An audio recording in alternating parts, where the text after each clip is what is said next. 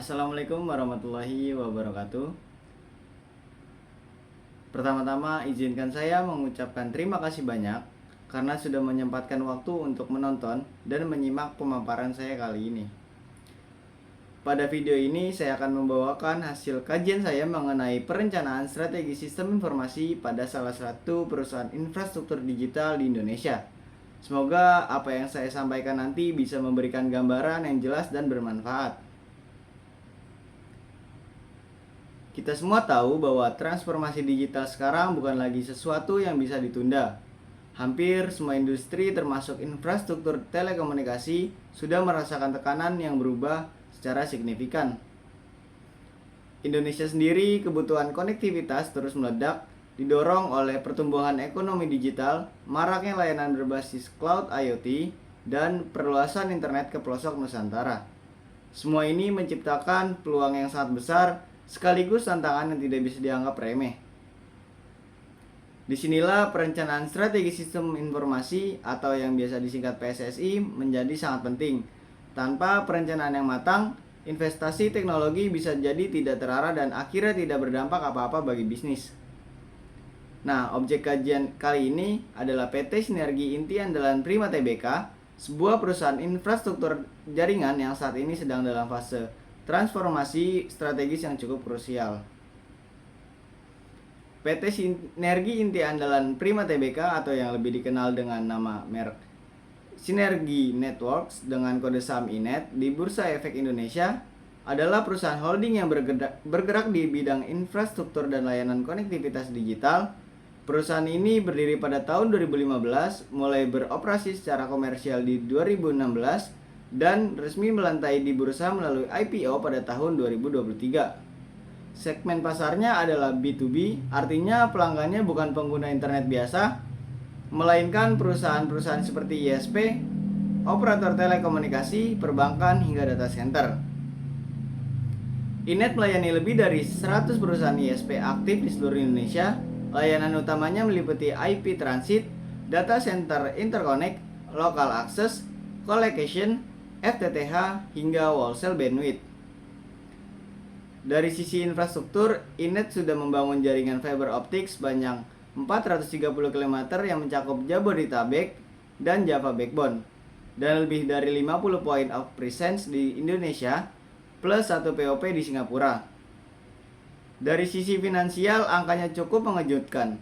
Total aset INET pada tahun 2025 mencapai 760 miliar, tumbuh lebih dari 230% dibandingkan tahun sebelumnya. Pendapatan neto mencapai 91,82 miliar dan laba bersih melonjak tajam dari 1,33 miliar di 2024 menjadi 24,49 miliar di 2025. Ini menunjukkan bahwa perusahaan sedang dalam fase pertumbuhan yang sangat agresif, dan menariknya pada tahun 2025 ini INET juga mentandatangani IRU untuk konektivitas internasional rute Jakarta, Batam, Singapura yang akan dimulai dikomersialisasikan penuh di 2026 ini. Tapi di balik semua pencapaian itu, ada beberapa permasalahan strategis yang perlu kita perhatikan. Pertama, fragmentasi sistem informasi. INET beroperasi 4 entitas anak dan masing-masing belum terintegrasi dalam satu sistem terpadu. Artinya ada data silo, setiap anak perusahaan punya sendiri data yang susah diakses secara menyeluruh. Ini bikin pengambilan keputusan jadi terlambat. Yang kedua, monitoring jaringan yang masih reaktif. INET belum punya sistem analitik yang bisa memprediksi gangguan sebelum terjadi. Padahal pelanggannya adalah perusahaan korporasi yang menuntut SLA yang sangat ketat. Ketiga, belum ada portal self-service untuk pelanggan B2B. Pelanggan masih harus menghubungi tim secara manual untuk cek bandwidth, status layanan, atau laporan kinerja. Ini tentunya menjadi beban operasional yang tidak kecil. Yang keempat, kesenjangan kompetensi SDM di bidang digital. Dan yang kelima, monetisasi kapasitas jaringan yang belum optimal, padahal asetnya sudah sangat besar. Selanjutnya kita masuk ke analisis lingkungan eksternal menggunakan kerangka PESTEL. Dari faktor politik, pemerintah Indonesia sangat aktif mendorong percepatan infrastruktur digital. ada program Palaparing, Pusat Data Nasional, dan berbagai kebijakan yang mendukung Making Indonesia 4.0. Ini jelas peluang besar bagi Inet. Dari sisi ekonomi, pertumbuhan ekonomi digital Indonesia harus meningkat dan mendorong permintaan bandwidth yang lebih tinggi. Tapi ada risikonya juga. Fluktuasi nilai tukar rupiah bisa memengaruhi biaya pengadaan perangkat yang umumnya berdemonisasi dolar. Faktor sosial menunjukkan bahwa penetrasi internet Indonesia terus menaik. Dengan lebih dari 215 juta pengguna aktif, tren kinerja dari rumah dan e-commerce turut mendorong kebutuhan konektivitas yang lebih besar. Yang paling kritis adalah faktor teknologinya. Perkembangan SD-WAN, AI-driven, analitik hingga edge computing memaksa Inet untuk terus berinovasi agar tidak tinggal dari kompetitor. Dari sisi lingkungan ada dorongan ESG dan OJK yang harus dipenuhi. Dan dari faktor legal, regulasi seperti UU Perlindungan Data Pribadi menuntut investasi serius pada sistem keamanan dan tata kelola data. Berdasarkan analisis tersebut, kita bisa masuk ke dalam perusahaan menggunakan kerangka value chain porter untuk melihat di mana saja teknologi bisa memberikan nilai tambah terbesar. Dalam aktivitas primer ada 5 tahap utama. Pertama, pengadaan infrastruktur, kedua, pembangunan dan pengelolaan jaringan, yang ketiga, distribusi ke pelanggan, yang keempat, pemasaran B2B, yang kelima, dan layanan purna jual termasuk ke manajemen SLA. Di masing-masing tahap ini ada peluang transformasi digital yang signifikan. Misalnya di operasional jaringan, ada potensi penerapan network, automation, dan digital twin. Di layanan pelanggan, ada peluang membangun portal self-service yang terintegrasi dengan sistem monitoring SLA. Sementara di aktivitas pendukung seperti keuangan, SDM, dan pengadaan, pengembangan teknologi peluangnya ada pada implementasi ERP terintegrasi, learning management system, dan platform inovasi digital. Dari hasil analisis value chain, kita bisa mengkaji sumber daya dan kapabilitas Inet menggunakan kerangka Vario, yaitu apakah sumber daya perusahaan itu valuable, rare, immutable, dan terorganisasi dengan baik. Infrastruktur fiber optik Inet mencakup 430 km jaringan dan 50 lebih POP, jelas memiliki nilai yang sangat tinggi. Langka karena membutuhkan investasi besar dan sulit ditiru dalam waktu singkat. Ini adalah sumber keunggulan kompetitif yang berkelanjutan. Konektivitas internasional melalui jalur Jakarta, Batam, Singapura juga sangat bernilai dan langka di industri. Sementara itu, status sebagai perusahaan publik memberikan akses pendanaan yang lebih luas, meski kini tidak terlalu langka karena kompetitor besar juga bisa melakukan hal yang sama. Yang masih menjadi titik lemah dari perspektif Vario adalah kapabilitas digital internal. Sistem informasi yang belum matang dan SDM yang masih perlu dikembangkan. Disinilah investasi strategis paling dibutuhkan. Dari hasil analisis tersebut dapat dilihat gambaran yang lebih menyeluruh melalui analisis SWOT. Kekuatan utama Inet adalah pada infrastruktur fisik yang sudah sangat solid. 430 km fiber optik, 50 lebih POP, dan posisi strategis sebagai wholesale provider dengan lebih dari 100 pelanggan ISP, ditambah status perusahaan publik yang mempermudah akses pendanaan. Kelemahannya sistem informasi yang belum terintegrasi lintas entitas, skala bisnis yang masih relatif kecil dibandingkan operator besar, dan kapabilitas SDM digital yang masih dalam tahap pengembangan. Peluangnya sangat besar, pertumbuhan permintaan bandwidth yang eksponensial, ekspansi layanan ke pasar internasional, digitalisasi sebagai sektor seperti perbankan dan kesehatan, serta adopsi cloud yang terus meningkat. Sementara ancamannya datang lebih dari 850 perusahaan ESP yang bersaing ketat. Percepatan perubahan teknologi yang menuntut investasi berkelanjutan, risiko regulasi yang semakin berat, dan tentu saja ancaman keamanan cyber. Selanjutnya kita ke kondisi sistem informasi yang ada di Inet saat ini. Kita bisa mengidentifikasi beberapa sistem utama yang sudah berjalan, ada BSS dan OSS, untuk mendukung siklus layanan pelanggan, dari order management, provisioning, billing, sampai trouble ticketing. Namun, sistem ini kemungkinan besar masih berjalan secara parsial di masing-masing entitas anak, belum terintegrasi dalam satu platform terpusat.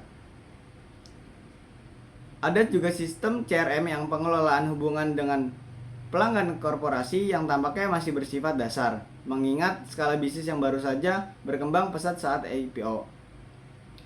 Network Monitoring System atau NMS sudah ada, tentu saja karena iNet mengoperasikan lebih dari 50 POP, tapi integrasi pemantauannya lintas entitas untuk menciptakan satu tampilan operasional yang menyeluruh masih dalam proses pengembangan. Dari sistem ERP, untuk keuangan dan pelaporan konsolidasi, ini adalah area yang sangat kritis, mengingat kewajiban iNet sebagai perusahaan publik era kepada OJK dan BEI. Hal ini menunjukkan bahwa kebutuhan mendesak untuk memperkuat fondasi sistem informasi perusahaan. Berdasarkan kondisi tersebut, kita pemetaan sistem informasi iNet menggunakan McFarland Strategic Grid, sebuah kerangka yang mengklasifikasikan sistem berdasarkan dampaknya sekarang dan di masa depan.